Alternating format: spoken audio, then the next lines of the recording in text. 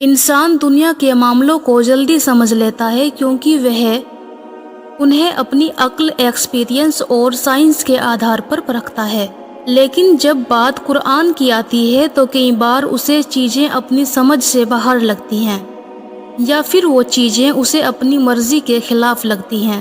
اس کی کچھ اہم وجہ ہیں۔ انسان اپنی سوچ کو آخری مانتا ہے۔ انسان خود کو بہت سمجھدار مانتا ہے اور سوچتا ہے کہ وہ سب کچھ جانتا ہے، لیکن حقیقت میں اس کی سمجھ بہت محدود ہوتی ہے۔ اللہ کی باتیں پوری حکمت اور علم پر مبنی ہوتی ہیں، لیکن انسان اپنی چھوٹی سی عقل سے انہیں پرکھنے لگتا ہے۔ دنیاوی تعلیم اور دین الگ الگ کر دیے گئے ہیں۔ آج کل لوگ سائنس، ٹیکنالوجی اور دنیاوی گیان میں آگے تو بڑھ گئے ہیں، لیکن دین کی صحیح سمجھ سے دور ہو گئے ہیں۔ جب وہ قرآن پڑھتے ہیں تو انہیں اس کی باتیں عجیب لگتی ہیں، کیونکہ وہ انہیں اسی نظر سے دیکھتے ہیں جس نظر سے وہ دنیاوی چیزوں کو دیکھتے ہیں۔ شیطان انسان کے دل میں شک ڈالتا ہے۔ شیطان کا سب سے بڑا کھیل یہ ہے کہ وہ انسان کے دل میں قرآن اور دین کو لے کر شک اور سوال پیدا کرتا ہے۔ جیسے ہی کوئی چیز انسان کی سوچ سے الگ لگتی ہے، شیطان اس کو اکساتا ہے کہ دیکھو یہ تمہاری سمجھ سے میل نہیں کھاتی، اس لیے اسے ماننے کی کوئی ضرورت نہیں ہے۔ انسان اپنی مرضی سے جینا چاہتا ہے۔ قرآن انسان کو ایک سیدھا اور سخت راستہ دکھاتا ہے جس میں بہت سی چیزوں سے بچنے کو کہا جاتا ہے، لیکن انسان چاہتا ہے کہ وہ اپنی مرضی سے جیے، بنا کسی روک ٹوک کے۔ جب اسے کچھ چیزیں اپنے نفس یعنی اچھاؤں کے خلاف لگتی ہیں تو وہ انہیں غلط سمجھنے لگتا ہے۔ اللہ نے قرآن کو انسان کی ہدایت کے لیے اتارا ہے اور اس میں ہر ضروری سوال کا جواب ہے، لیکن کچھ چیزیں اللہ نے کھل کر نہیں بتائی، بلکہ انسان کو عقل اور ایمان کے ذریعے سمجھنے کے لیے چھوڑی ہیں۔ اس کے پیچھے کئی حکمتیں ہیں۔ انسان کا امتحان۔ اللہ نے دنیا کو امتحان کی جگہ بنایا ہے۔ اگر ہر سوال کا جواب سیدھا اور صاف دیا جاتا تو پھر انسان کو سوچنے، کھوجنے اور سچائی تک پہنچنے کی محنت نہیں کرنی پڑتی۔ عبادت اور ایمان کا اصلی مقصد ہی یہی ہے کہ انسان خود اللہ کی راہ کو پہچانے اور اپنے دل سے اسے اپنائے۔ جو ضروری تھا وہ بتایا گیا۔ قرآن ہدایت کی کتاب ہے، سائنس یا فلسفی کی نہیں۔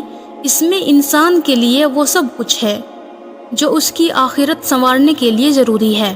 اگر کچھ چیزوں کو اللہ نے نہیں بتایا تو اس کا مطلب یہ ہے کہ وہ چیزیں انسان کے لیے ضروری نہیں تھیں یا ان کی حقیقت انسان کی سمجھ سے باہر تھی۔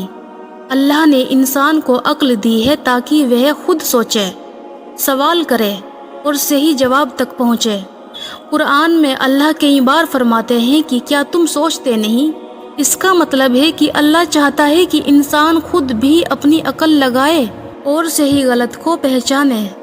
اگر قرآن میں ہر سوال کا سیدھا جواب دیا جاتا تو یہ صرف اسی دور کے لوگوں کے لیے ہوتا، لیکن اللہ نے اسے ہر دور کے انسانوں کے لیے رکھا ہے تاکہ ہر زمانے میں لوگ اس کی آیتوں سے سیکھیں اور نئے حالات کے مطابق اس کا مطلب سمجھیں۔ شیطان کی آزمائش کا سسٹم۔ اللہ نے شیطان کو ایک وقت تک مہلت دی ہے تاکہ وہ انسانوں کو بہکانے کی کوشش کرے۔ یہ بھی امتحان کا حصہ ہے۔ اگر ہر چیز اتنی صاف ہوتی کہ شیطان کا کوئی اثر ہی نہ ہوتا تو پھر انسان کی آزمائش کیسے ہوتی؟ اسی وجہ سے اللہ نے ہدایت کو صاف کیا، لیکن انسان کو خود اسے اپنانے کا موقع دیا۔ دین کو سمجھنے کا طریقہ غلط اپنایا جاتا ہے۔ کئی لوگ قرآن کو بنا گہرائی سے سمجھے بس اپنی سوچ سے اسے دیکھنے لگتے ہیں۔ انہیں لگتا ہے کہ وہ سیدھے انواد پڑھ کر ہی سب کچھ سمجھ سکتے ہیں، جبکہ اصل میں قرآن کو صحیح طرح سے سمجھنے کے لیے تفسیر، سنت اور اسکالرز کی رائے کو دیکھنا بھی پڑتا ہے۔ تو پھر حل کیا ہے؟ خود کو صحیح ماننے کے بجائے اللہ کی سمجھ کو آخری مانیں۔ اگر کوئی بات سمجھ نہ آئے تو صبر رکھیں اور سیکھنے کی کوشش کریں۔ دین کو اپنی خواہشوں کے حساب سے نہیں بلکہ اللہ کے حکم کے حساب سے اپنائیں۔ شیطان کے بہکاوے سے بچیں اور اچھے عالموں سے معلومات لیں۔ قرآن کو صرف پڑھیں نہیں بلکہ اس کو گہرائی سے اسٹڈی کریں۔ اگر انسان ان چیزوں کو اپنائے تو وہ آسانی سے سمجھ سکتا ہے کہ قرآن کی ہر بات اس کے حق میں ہی ہے، چاہے پہلی نظر میں اسے کچھ بھی لگے۔